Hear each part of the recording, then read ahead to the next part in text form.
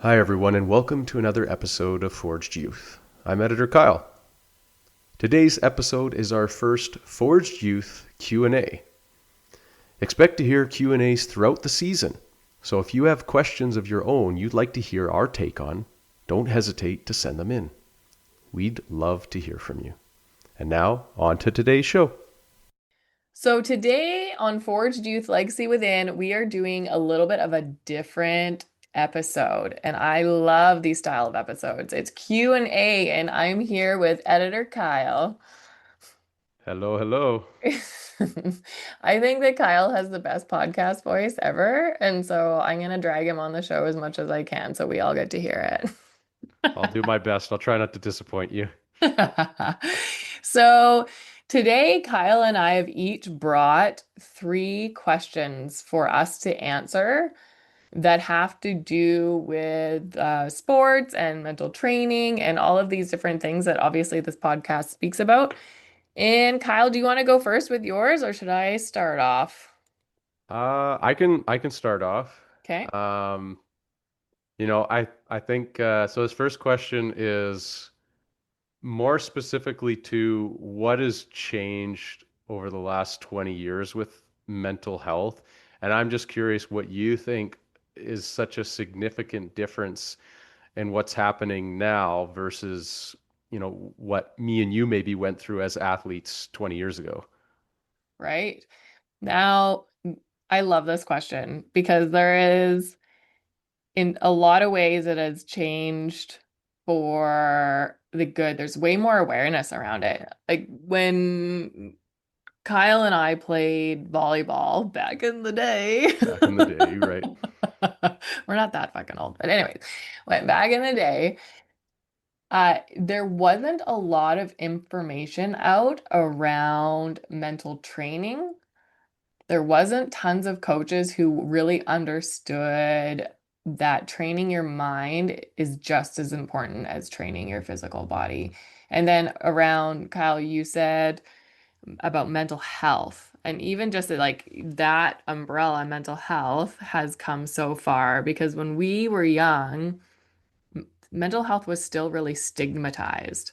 And so anything that kind of revolved around that, if you were somebody who went to a counselor or a therapy or anything like that, it was like, oh, what's wrong with you? And now we have evolved to a place where going to therapy and going to a counselor or talking about your emotions is starting to become something that is more accepted and acknowledged. And I think both of those play a big part in sports. Yeah, I completely agree. I think you hit the nail on the head there. Um, I think just to add to it as well is that I think it's not only the athletes that are able to be more educated now on it.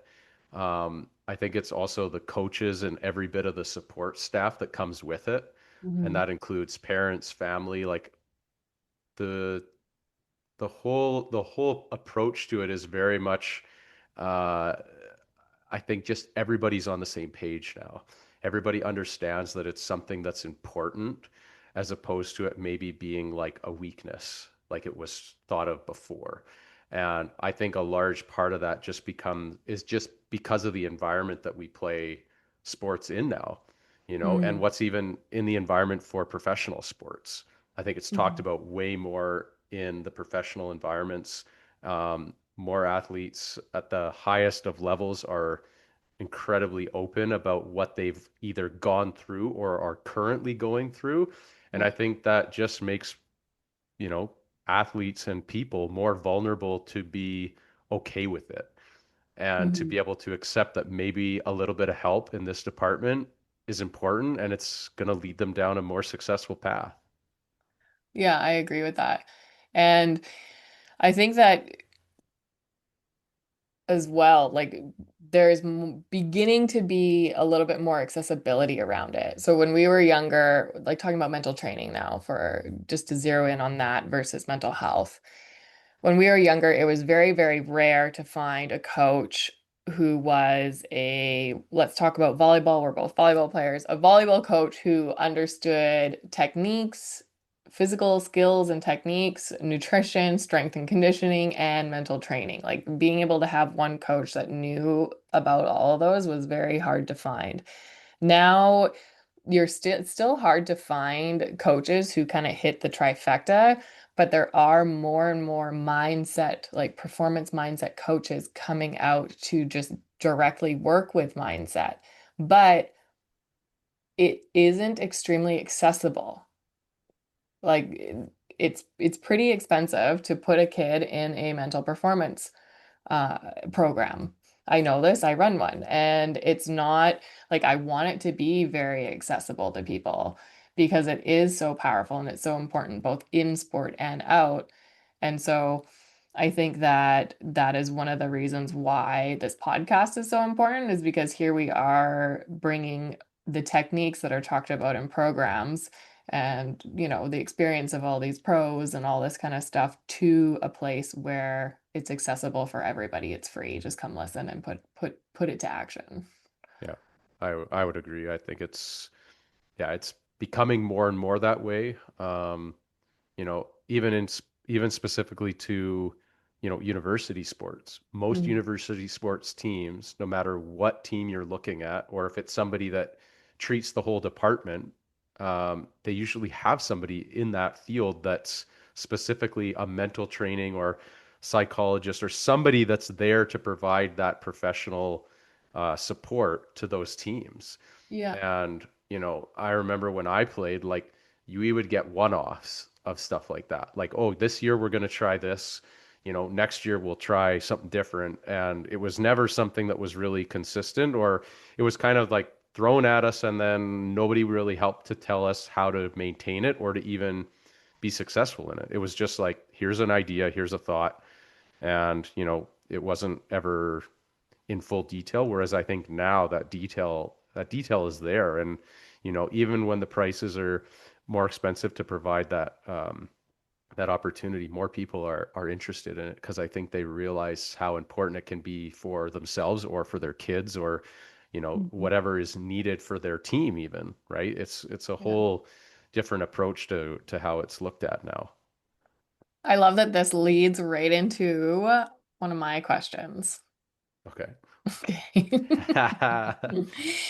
My question is, looking back at your time as a player, what mental or emotional skill do you wish you had been taught earlier? And how might it have changed your game or your life? I think I would just, when I look at my time playing, um, I think I look at it as if it was a tool that was provided to us or shown to be something that could really be beneficial, I would have probably had a reason to jump all over it. And unfortunately, when the times that we played, and not to say that we shouldn't have been doing more, but there was probably more that we could have been doing. And if it wasn't there, or it wasn't something that was like beaten into us, we didn't think it was something we had to do until it was probably too late, right? So I would say just being able to have those resources available or those skills in my back pocket, whether I really needed them every day or every game or match or practice that I was in, but just Mhm. to know that it was there if something didn't go how I thought I saw it going. Hmm. I think not to say that I felt like I was an athlete who struggled with it. I don't think it's something that hindered me too much when I played.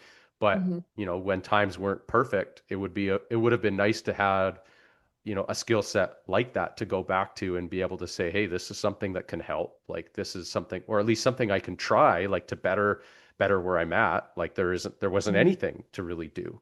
You really ended up dealing with it on your own, or you'd maybe try to talk to your coach about it, but even that in some situations wasn't always the path that you took to Hmm. find that success or to rebound in the situation that you were in.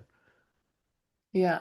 Yeah, no, that's true. And like for me, I count myself blessed to have been a player on a team with somebody who was very much about mindset training, performance mindset, mental toughness, like we would be laying on the floor in the gym doing guided visualizations, and we'd be in a classroom sitting there in front of a whiteboard learning about how our minds and bodies are connected and like all of these things as, 12 to 15 years old.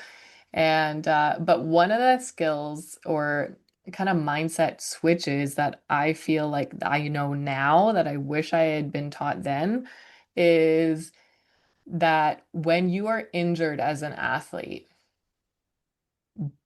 you have to you're no longer in the mindset of an athlete. You have to switch your mindset into a recovering athlete, which means that all of that intention and the time and the energy, passion that you were pursuing your sport with before you got injured, all of that has to now go into recovery itself.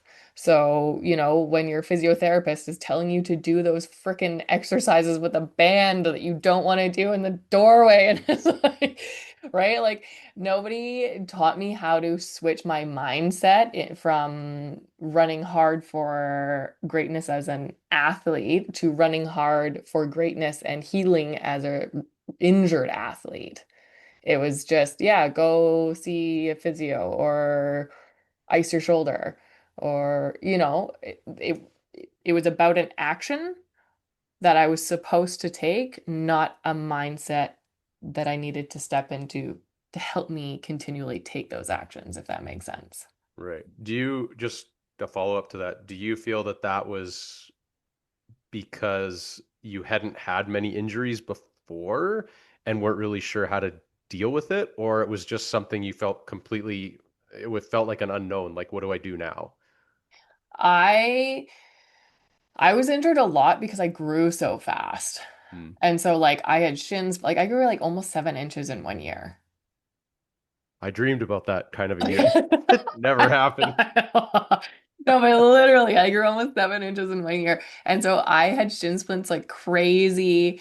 My back hurt, my shoulder was like just bung, right? And I had the adults in my life, whether that was coaches or parents or whatever, they knew enough to tell me to ice it. Okay. Or the my physio or my chiropractor, like he's probably gonna listen to this episode, Jacobs.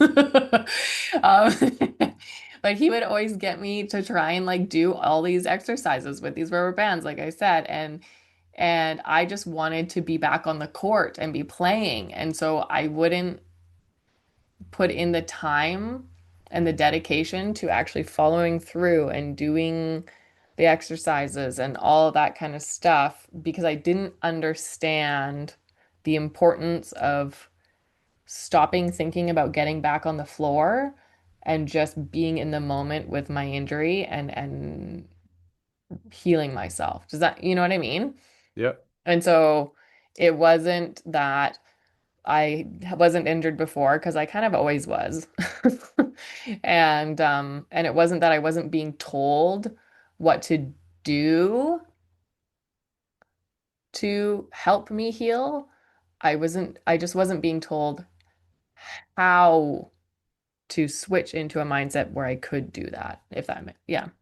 Right. In some ways, it's like you just didn't have the resources to understand the complete process, Yes. Yeah. right? Like, hey, I rolled my ankle. This is what I need to do to feel good about getting back out there. It's not just about getting back out there, it's getting a little bit of strength, flexibility back, Yeah. feeling like I'm, safe to go back out there, so Hmm. to speak, and, knowing when it's right to go back out there.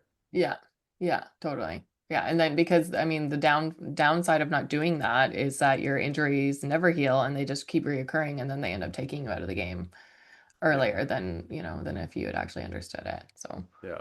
yeah. So this kind of leads to an interesting question, and I have maybe one other one after this too that we can touch on. But what I'm curious of is like we know how much has changed over time with physical training, injury prevention, like you just talked about.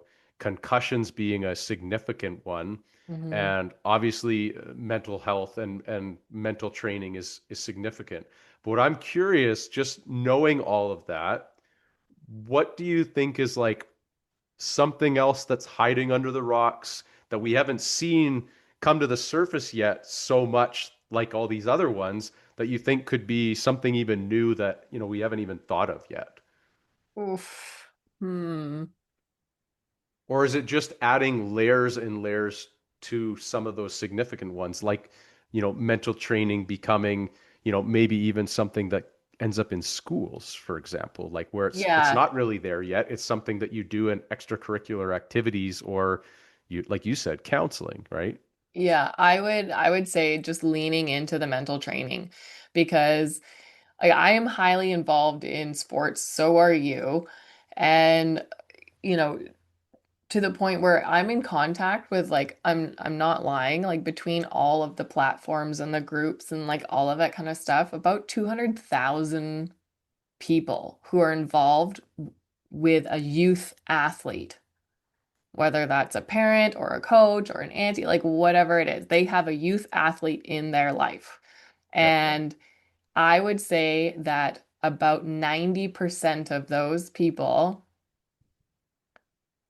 still don't understand what mental training is at all, Hmm.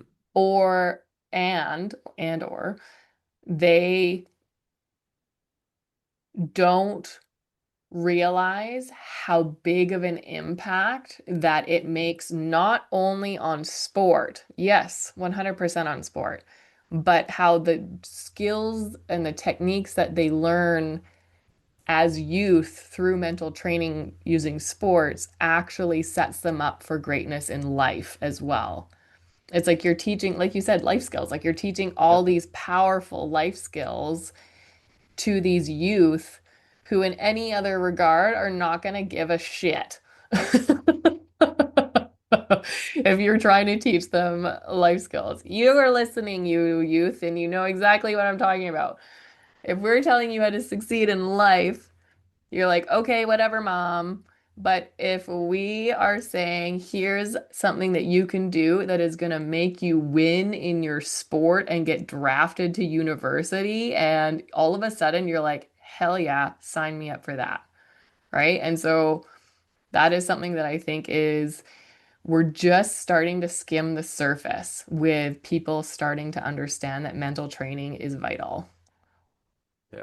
I think a big part of that is just that there's so many different ways to approach it now Mm, because as as we know as athletes or as coaches, it's never one way that's the only way to do it. It has to be, yeah. you have to try different ways because athlete number 1 might not grasp the first concept. And, if you can all of a sudden give them something else that's, right up their alley, then it works for them. And, in anything we do, having a little bit of success after a grind to get there is a very good feeling. So, whether that's mental training or in any, avenue of your life, finding a way to have that success through something that's significant in my mind. So, Well, 100%. I think too that I need to stop saying I think. It's like I know. do you know? Convince me. Reframe. Okay. No, but mental training also brings up an opportunity for youth athletes to start to consider what success actually looks like to them. Absolutely. Whereas, like, a lot of times we aren't quite sure what that is. We, as young athletes, and even as like adults, really, we put success around an outcome. Hmm. And that isn't necessarily what it ends up being, what your definition of success ends up being after you start to realize all of these different like mental training techniques and how they apply to life and who you are. And so that is a really important piece. And the fact that being mentally tough isn't an outcome. Being mentally tough, having that mental grit being a gritty athlete, it's a lifestyle. It's a choice every day that you have to make. Every moment that comes up that's hard, that you're like, oh no, I need to lean into this, right? So Yeah. yeah, amazing. This is fun. Editor Kyle.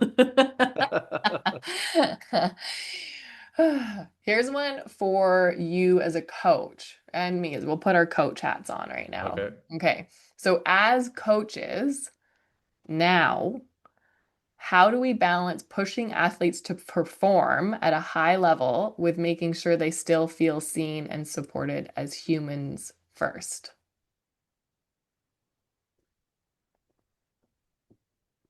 Uh, I think, I mean, I, personally, I like to think that that's something that I strive to do as a Mm, coach. Um, I think, uh, I think getting a grasp and concept of your team and the types of athletes that you have is important. Like you need to understand your athletes. Um, you know, coaching a university team is different than coaching a 15U girls team. um, Whichever gender it is, part of me is like, whether it's university or it's, it's 15 year olds. Um, there's a big difference between those personalities and those types of people and what they need a lot of the mm, time. So I think the first thing you need to be able to do is get a grasp of the team that you have and then even come up with a plan of like, how am I going to make sure this person is seen? In practices, in games, and figuring out what individuals need because not every athlete needs that encouragement every single game. Some athletes do need a little bit of that, you mm, know. Um, but at the same time, I also completely believe that it's, you need to find different ways for every athlete that you're not making them depend on you for what you're providing them as well. So almost challenging them, like, you're going to provide something here, you still care, you're still like, believing in them, but you also want to let them find their way a little bit on their own too. So mm. I think it's important to be able to, um, have a plan a little bit in place for it and also be ready to adapt because there are things that are going to happen during your season or during a practice that you are not going to be prepared for and you're going to have to find a way to paddle through those waves and Mhm. hope that you can, stay afloat without making a huge mistake. But mistakes will happen too, and it's okay to apologize for them. So I think having that kind of relationship with your athletes and your team and support that you've got is, a big reason for something like that to be successful. I love that answer. And I do think that you do a good job of this as a coach. And I mean as a player too. And it's something that you've always been really good at is the human being versus the human doing, right? Sure. And as coaches, we're leaders, and a leader's job is to have the people who are following them like find their shine. Does that make sense? Yeah, you want to find a way to make any athlete that you have shine their brightest, Yeah, I yeah. think. And I agree. Like it is so every athlete is different. Every athlete is going to learn in a different way and be pushed in a different way or break in a different way, be able to hold emotion in a different way. And so while it is very important, obviously, to be working on skill in your sport and all of these things, it's also important to be learning the human behind the doing. Yeah. And and and also by doing that, it is keeping the joy that these youth athletes have in their sport. I find if it's all about the sport and it's all about the action and then that's where we get burnout as athletes. But Yeah. if you have a coach who is invested into you 100% as a player, but also invested into you 100% as a person, you are gonna have like so much loyalty and joy and just like you're gonna want to show up for that coach because that coach shows up for you. And Yeah. so, yeah, that's what I would say as a coach is to really invest in these athletes both in their sport and out of it. Yeah. I think the most important thing is you have to do it early Hmm. because you don't want to be halfway through the season trying to find a way to communicate to your most difficult athlete and realize that you waited, 3 months to try to have a discussion with them about something important and they've already decided to shut you out. Hmm. And, you know, you can't control absolutely everything. Yeah. Some teams are made up of significant numbers and it's difficult to be able to provide that attention you know, to every athlete consistently all the time. And Yeah. unfortunately, a lot of the sports that I've had the privilege to coach at and the highest of levels, you're only around those people for small snippets of time. Hmm. And so if you don't find a way to, even have a skill set that allows you to communicate with them outside in the real world as humans, like you said, your time on the court is also pretty limited, and Hmm. that's not always going to be the best place to have some of those tough conversations either. So, Yeah. Yeah, I agree. I Some of my favorite times as a coach was when I would coach senior high boys volleyball. and you were taller than all of them. I was taller than all of them. Yes, I was. But they A could luxury definitely I've jump. never had. They could definitely jump higher than me. So Yeah. no, but and I loved it because I mean volleyball in Canada, I'm not sure how it is in other countries, but in Canada, the high school volleyball season starts like week 1 of school getting back in pretty much. Like by the end of the first week or the start of the second, you're having volleyball tryouts. And I would run my tryouts and I would ask at tryouts so I could learn their names too. All the people trying out. I would say, "What is your name and what's some crazy adventure that you went on this summer?" And Yeah, so then I got to connect the name with the story, but then that helped me get to know what kind of a kid it was too. And then the ones that made the team, I always had that story and it was something we could joke about or anything or something like that. And then I I would have a team bonding experience and we would go to the corn maze. Yes, I live in a little country in podunk town. And we oh, have shout a out Chilliwack Corn Maze. whoop whoop. But I would go, we would take them there, and I would. This sounds terrible, but it's okay. I got permission from parents, everybody. I would strap them, their hands together. I would make them all go in a circle and just like put their hands in like they would for like a massive high five or whatever. And I would strap their like wrists together.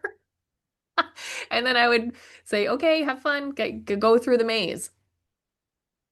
And then they would have to walk through this corn maze at night, like, and they'd untangle themselves so that they were all out in an open circle, which was funny to watch at the beginning, right? And then I would watch them go through this maze because it gave me a lot of insight into the different characters and emotional regulation and like all this kind of stuff for these athletes so that I would know going into the season how they respond and react and like all those things. So it was extra intention and time on my part as a coach to like take them to go and do this and all that. But that built rapport, number one, between me and them. It was Yeah, fun. And it gave me complete insight into how to navigate that athlete for the rest of the season. totally. Yeah, that was a massive tangent, but it was so fun. No, the corn maze. Shout out. Um, so either something that's either something now or something you want to try. Is there a remedy that you would say you swear by? Like for mental training or something that like makes you feel good about your day to day that you've Mm. either tried recently or like something you're like, hey, I heard about this. I'd really like to try it, and then you get back to me. But like something that you feel that you swear by right now as a remedy that makes a huge difference in your day to day. Mm. Um, a mental like training technique that I use every day that helps me every day is visualization. And it's not like looking at some, what do you call those dream boards or vision board, Yeah. right? With all the outcomes that I want on it or like anything like that. It's almost like a guided meditation, but I'm the one guiding it in my own head. Okay. And so I walk through what I want to either accomplish in that day, if it's going to be a big day, or if it's not going to be like a massive day, then I will do it for my like bigger picture, if that makes sense. Okay. And then I walk through the skills that I have that are moving me towards being able to do that to the best of my abilities. And then I tie in all of my senses for how does it feel when I'm in that moment? What am I hearing when I am about to, record a podcast with Mr. Olympia or like, like whatever, right? Yeah. Like, like all of those things to get me, because our brains don't know the difference between reality and imagination. Like that's why we wake up in the middle of the night, like screaming sometimes because we think the dream is real. Like our brains just don't know. And Sure. so when I'm visualizing, I try and get as much into my imagination as I can about what I am visualizing about. And then I also go, okay, what are the struggles that I'm going to encounter on my way here, or that might come up, or that, and how am I going to deal with those struggles? So that all of that is going on in my brain and I'm practicing it in real time, basically, but just in my head. And then the more that I do that, the more I'm training my body and my mind to make my imagination real. Okay. And that is something that I use every day. Would you only visualize the good outcomes, or would you visualize like if this happens and this goes wrong, what am I going to do? Both. Yeah. Yeah. Yeah, both. Because that's one of those struggles that could come in, right? Is okay, this whole situation could go totally horrible. And if if that, then what? And it's like, Right. okay, well, does it take away any of my value as a person? Does it, all of those things? And then you're able to get yourself to a place with your controllables that it doesn't matter what the outcome is, because at the end of the day, you did everything you could. Yeah. Yeah. Yeah. What about you? What's that answer for you? Um, honestly, I don't know if I have anything that I specifically swear by. Um, I mean, to touch on the visualization part, I would say I did a little bit of that when I played, um, where you would just I would catch myself trying to visualize some good outcomes, and just feeling good about how I was playing, like visualizing playing well, doing good things, winning games. And then like I would use it a little bit when I played, where like I would almost think ahead of the game to be like what's coming and like visualize, okay, if the ball goes here, I'm gonna have to do this, or if it goes off the block, this is my next step of what to do. Um, being a defender in volleyball, which was most of what I did as a libero, there was always a lot of unknowns. There was, this is where I need to be, this is my spot, but like it could hit the block and go up. It could hit the block and drop down. And, I would try to play some of those scenarios in my head as it was all happening so that it wasn't a surprise. Mm. Because otherwise you're constantly trying to play catch up with a lot of that stuff. And I found it was a good way to stay ahead of the game and felt that it slowed the game down for me. I remember my first year playing university ball, and it was like I felt like everything was so fast, and like halfway through that first year, everything had slowed down. Everything had Mm. come back to like what felt like normal speed, and it didn't seem like, I was watching, fastballs fly by me constantly. So, um, in volleyball, when I was playing, or any sport really, even when I played hockey, I would say that was something that I use. But for like every day right now, I'm just trying to find different things to try. Mm. Um, you know, Walking during the day, listening to a podcast, finding a way to read once or twice a day, and just trying to find what feels good about some things that I believe are important. I think they're good things to do daily, and trying to make a point of being able to do them and seeing how that feels doing it on a consistent basis.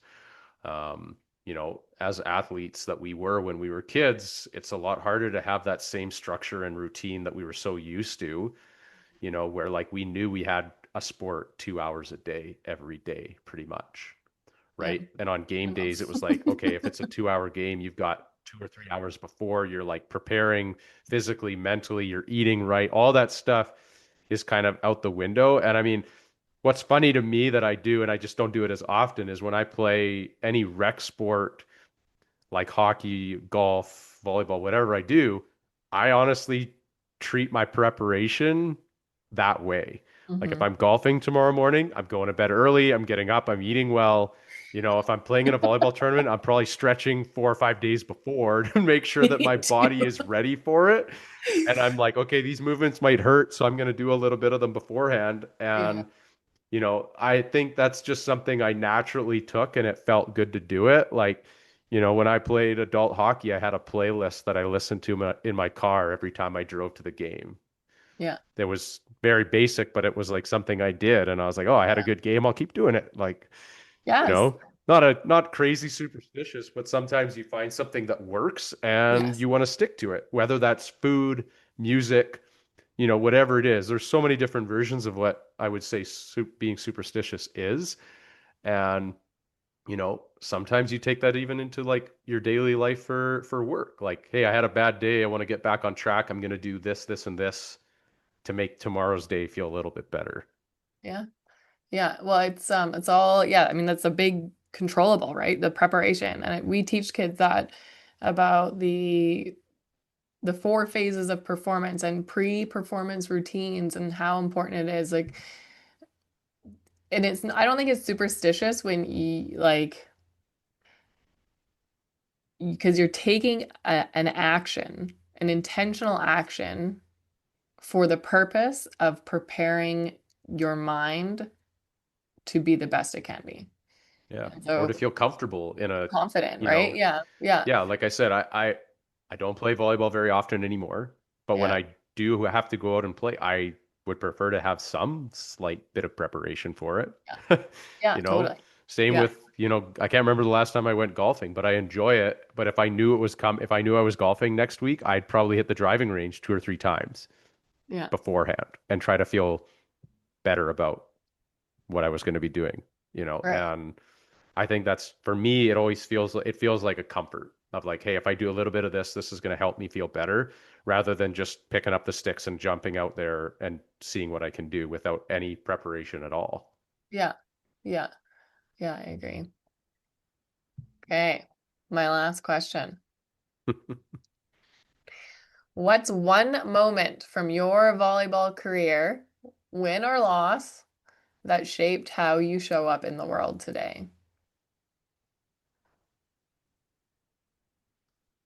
Um, I mean, there's so many to think of with when it comes to sports that way. Um, Say the question again. I just want to hear it again. What, what's one moment from your volleyball career, win or loss, that shaped how you show up in the world today? So I in my grade 12 year for volleyball, We were in the semifinals for provincials. We had gone into the tournament ranked, I think, number one or number two, and we were we hadn't I don't think we'd lost a game all tournament yet, and we were in the semifinals, and it went to five, so best of five. And we were down 14-11 or 14-12 in the fifth. The fifth set only goes to Oof. 15. So basically one single mistake in this moment meant we lost, meant the dream we had attempted to achieve for the last 5 years as high school athletes was potentially going to go away. Um, and I remember we won 1 point, uh or no, sorry, we had got the point, I think, to make it 14-12, and we had a kid come in to serve who is a grade 11 who I don't think had actually played the whole tournament yet. Oh my And God. I'm pretty sure he just had like a standing basic float serve. But I remember looking at my libero on our team and being like, I hope to God he just makes the serve. Like, at least give us a chance to do something. Like, the last thing I wanted was him to like botch the serve and we Yeah. can't even do anything about it. Yeah. And anyways, kid makes the first serve. There was a player on the other side who hit a ball. I ended up making a dig. The ball went back over, and then the kid hit it out of bounds. And I think that happened one more time, and then the game was tied at 14 all. And again, this grade 11 kid is still serving, probably crapping his pants at the same time. And we continued the run. The other team didn't get another point at all. Um, I remember like us as a group just like not letting the ball hit the floor, and that was something we were known for as a team. The ball just didn't drop. We were very good defensively. Um, I didn't even play libero for that team. I was a setter, and I went on to be a libero. And we had other guys that played libero on other environments, and like we had a lot of guys that could do that part of the game. And I just remember, like, honestly, the jubilation we had of winning that game was probably as big or better than winning the final that we went to after that, because the final we won quite handedly. We it wasn't super close in the final. Yeah. Um, so for me, with the way that went, is like I don't know. It showed me that in sports, or even in anything in life, it's never really over. Hmm. There's always a chance. There's always an opportunity to do something about it. Um, so I feel like I've taken that with me as a coach, and I like to share that when I'm a coach, to share those experiences. Like, I've had experiences as a coach where I've been the one up and have lost those. I've also been the one where I'm like, hey, we're down by six, but we could come back. Like, you Hmm. never know. Like, there's a chance. So you just got to believe that it's a possibility, and we can make it happen. And again, I've been on both sides of those. Thankfully, more so as a player, I've been on the winning end of those, which felt Me really too. good. As a coach, I've probably been on the losing end more, but that's just because there was more opportunities where that happened like that. Yeah. Um, but yeah, definitely uh, going through something like that to get to our final goal in grade 12 was also just something I took with me. Like, we went through a lot of different ups and downs, but that grade 11 and 12 year, like both those 2 years, we came second in grade 11 and one in grade 12. Like, we went through a lot of different ups and downs, and to end up coming out on top in our grade 12 year was, I think, what everybody had dreamed and wanted to accomplish in our to finish off our high school, Glorious. right? So, those are moments that I'll have with those guys forever. And this coming September will be like it'll be 20 years since that. So, because we won in 2005, which was in December, but 20. or Oh, 2005 wow. to 2025 now. Yeah, So, there you go. yeah, we did a we did a podcast with the group where we just had like or a Zoom call with like a bunch of the grade 12s around COVID time back when that was, the thing to do.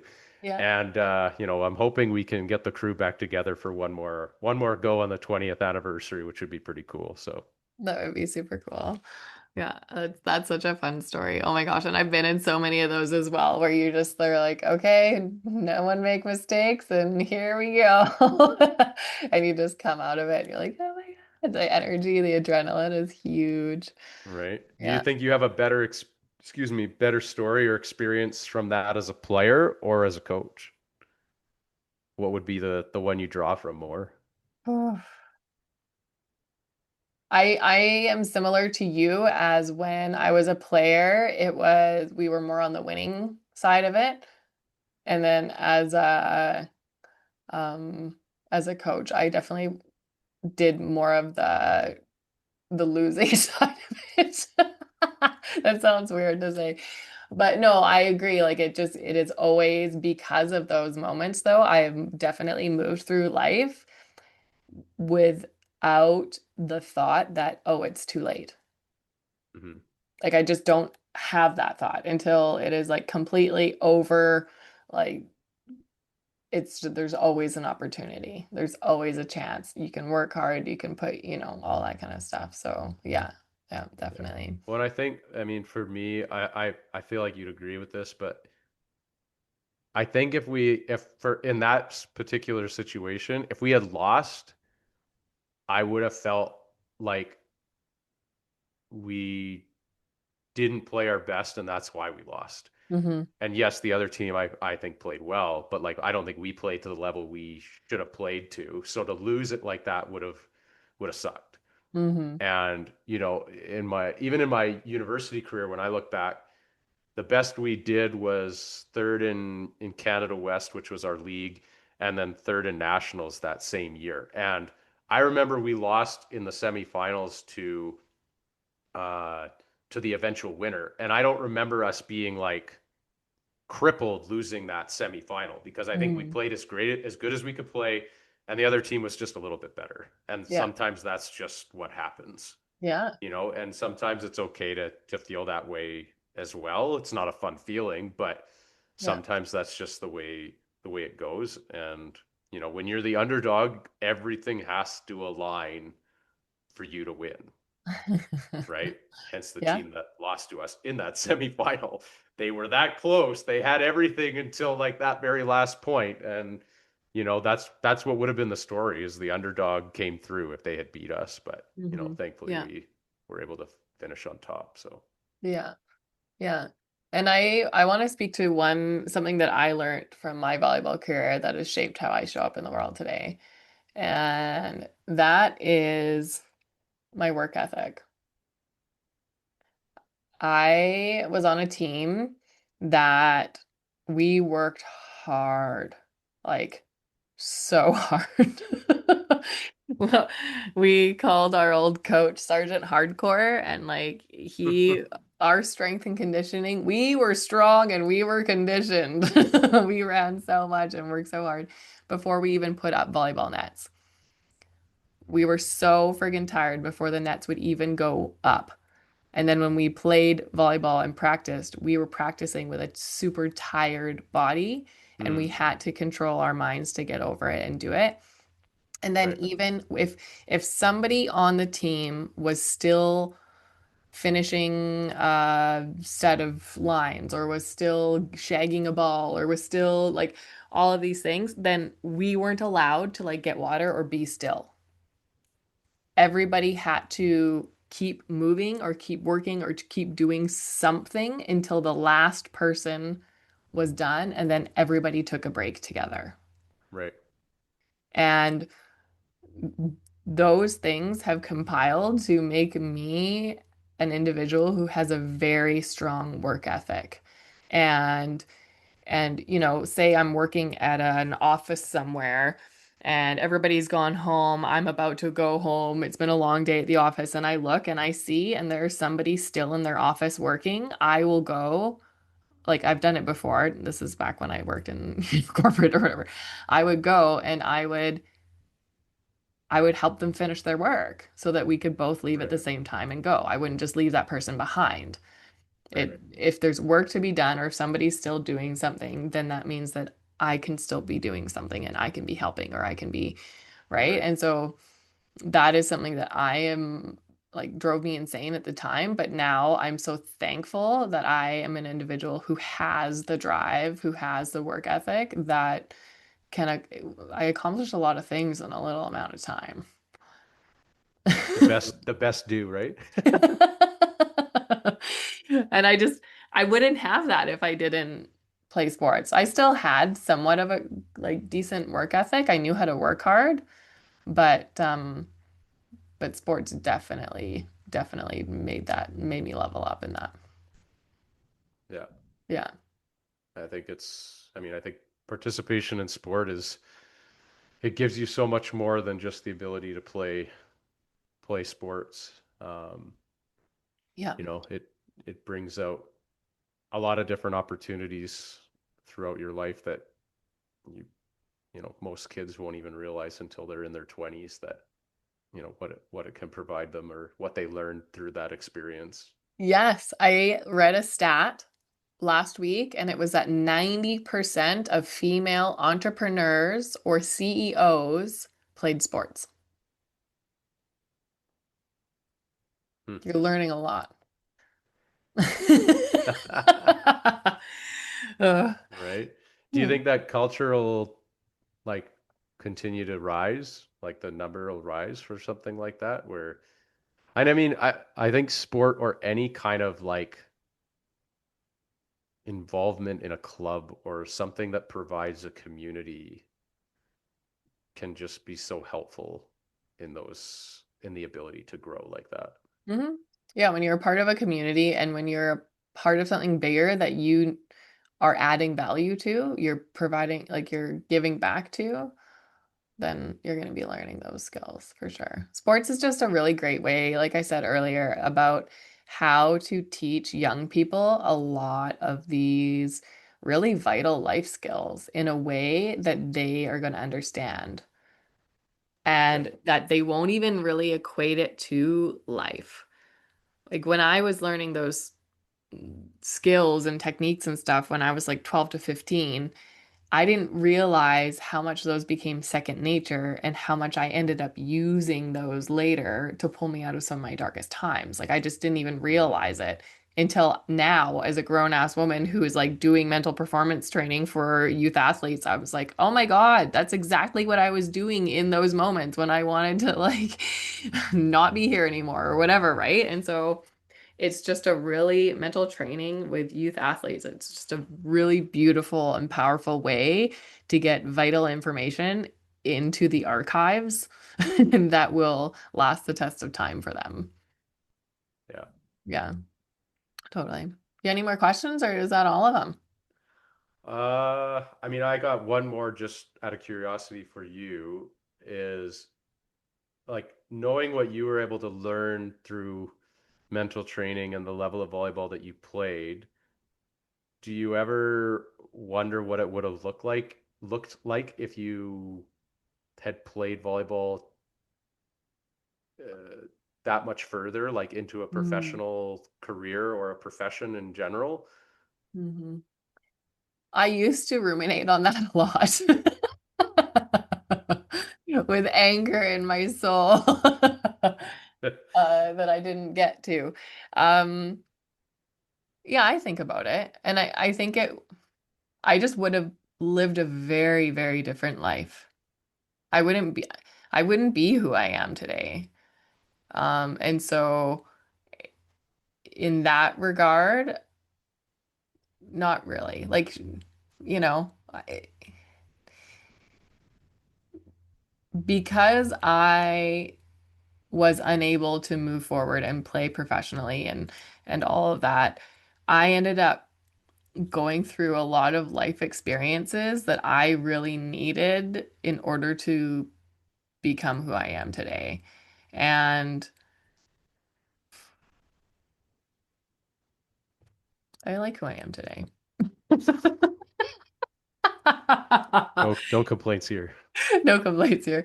Yeah, and I think that like I never would have tapped into the fact that I'm creative. Or maybe I would have, but it would have taken a decade, 2 decades longer. Like who knows, right? Because I literally until I was like in my 30s, I didn't understand that I could be an athlete and be artistic and creative. I just didn't I didn't know that. I didn't get it. And until I had, had things taken away from me, did I actually tap into that, right? And so it's just, yeah, I think it would have been fun. I think I would have met a lot of amazing people, but life had other plans and I'm here now and I'm happy about it. Yep. Does that answer your question? Yeah, I'm happy you're here. Thanks, Kyle. Well, this has been fun. Yeah, no, it's been great. And yeah, if you're listening and you have questions that you feel would be worthwhile asking us or things you would like us to maybe discuss in the future out of a different Q&A type uh, episode, feel free to send them to us or comment on us or, let us know what you think and we'd be happy to share our thoughts. Yeah, please do send those questions. Our email is forgedyouthpodcast@gmail.com. And then, of course, like Kyle said, comment below episodes, comment on our social media, join our Facebook group. We have a Facebook group that's for parents of youth athletes and coaches. And there's not a lot of youth on Facebook. So it's mostly for us parents and coaches. And I also just created a group on LinkedIn as well, because there's a lot of us, who have professional accounts and career stuff on LinkedIn. So it's nice to be able to utilize that platform as well. So I have all the links in the bio. Ask those questions. We want to hear them. That's about it. See you next time. Thanks, everybody. You've been listening to Forged Youth. New episodes drop every week, so if this hits home for you, throw us a follow and subscribe. Forged Youth, where resilience is trained.